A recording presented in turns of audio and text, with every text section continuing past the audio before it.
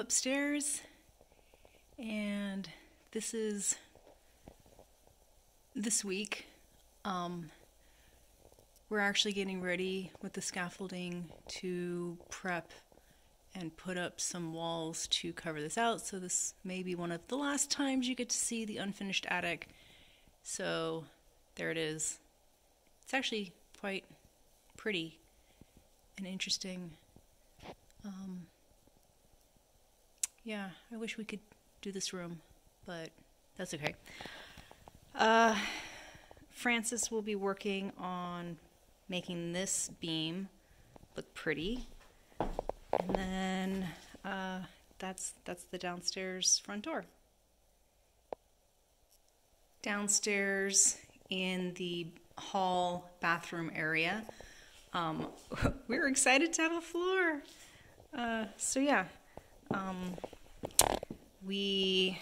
Last week it was all dug up because we were repositioning the pipes, but now the floor is down in the bathroom, and actually some of the aluminum framing is up. So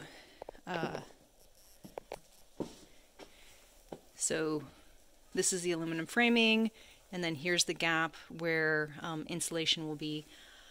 So this will let us insulate along the exterior walls easily, and then the sheetrock goes over that aluminum framing. And on the other side, this also is the framing, which will be the wall to the bathroom, blocking it from the main space. And the floor continues into the toilet room here. So that will get tiled up, and there is a bit of a lip into the main space, but we'll figure out what we're gonna do with that. So yeah, some wall framing and getting ready for insulation, and we have a floor, so progress. And back in the kitchen, it's been gutted. I mean, we still have the ceiling to do, but all of the cabinets are out, sink is out, we are down to the bare bones. They even pulled out the weird wooden shelf ledge thing that was over there.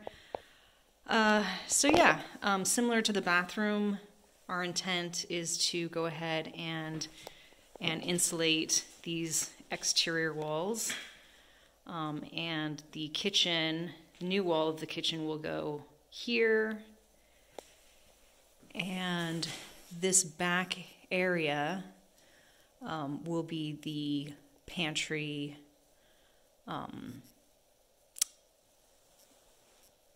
pantry, back storage, laundry room area. And you can see the old beams in the ceiling are kind of neat.